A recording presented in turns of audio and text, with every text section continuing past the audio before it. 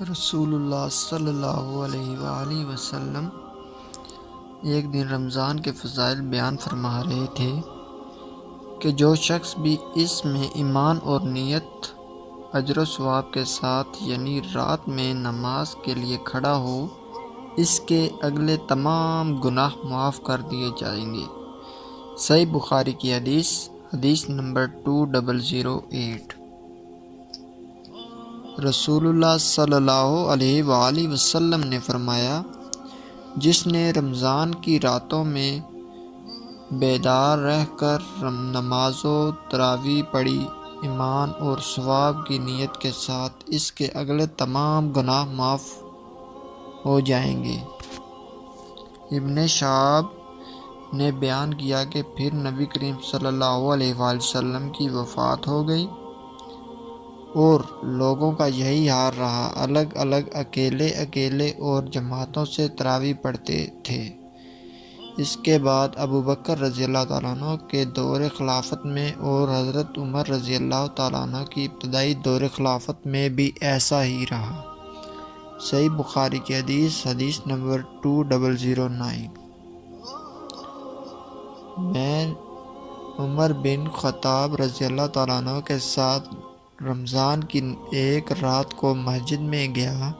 سب لوگ متفرق اور منتشر تھے، کوئی اکیلا نماز پڑھ رہا تھا اور کچھ کسی کے پیچھے کھڑے ہوئے تھے۔ اس پر عمر رضی اللہ تعالیٰ عنہ نے فرمایا، میرا خیال ہے کہ اگر میں تمام لوگوں کو ایک قاری کے پیچھے جمع کر دوں تو زیادہ اچھا ہوگا۔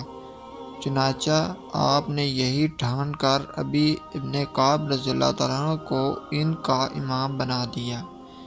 پھر ایک رات جو میں ان کے ساتھ نکلا تو دیکھا کہ لوگ اپنے امام کے پیچھے نماز تراویح پڑھ رہے ہیں۔ حضرت عمر رضی اللہ تعالیٰ عنہ نے فرمایا، یہ نیا طریقہ بہتر اور مناسب ہے، اور رات کا وہ حصہ جس میں یہ لوگ سو جاتے ہیں، اس حصہ سے بہتر اور افضل ہے جس میں یہ نماز پڑھتے ہیں۔ آپ کی مراد رات کے آخری حصہ یعنی کی فضیلت سے تھی، کیونکہ لوگ یہ نماز رات کے شروع ہی میں پڑھ لیتے تھے۔ صحیح بخاری کی حدیث نمبر 2010۔ رسول اللہ صلی اللہ علیہ وآلہ وسلم ایک مرتبہ رمضان کی نصف شب میں مسجد میں تشریف لے گئے اور وہاں تراویح کی نماز پڑھی۔ کچھ صحابہ رضی اللہ تعالیٰ عنہ بھی آپ کے ساتھ نماز میں شریک ہو گئے۔ صبح ہوئی تو انہوں نے اس کا چرچا کیا، چنانچہ دوسری رات میں لوگ پہلے سے بھی زیادہ جمع ہو گئے اور آپ صلی اللہ علیہ وسلم کے ساتھ نماز پڑھی۔ دوسری صبح کو اور زیادہ چرچا ہوا اور تیسری رات اس سے بھی زیادہ لوگ جمع ہو گئے۔ آپ نے اس رات بھی نماز پڑھی اور لوگوں نے آپ کی اقتدا کی۔ چوتھی رات کو یہ عالم تھا کہ مسجد میں نماز پڑھنے آنے والوں کے لیے جگہ بھی باقی نہیں رہی تھی، لیکن اس رات آپ برآمد ہی نہیں ہوئے، یعنی آئے ہی نہیں، بلکہ صبح کی نماز کے لیے باہر تشریف لائے۔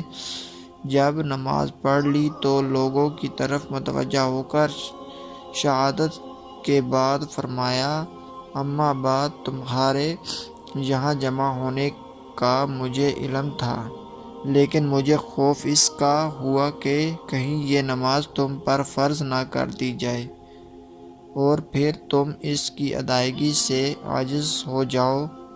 چنانچہ جب نبی کریم صلی اللہ علیہ وآلہ وسلم کی وفات ہوئی تو یہی کیفیت قائم رہی۔ صحیح بخاری کی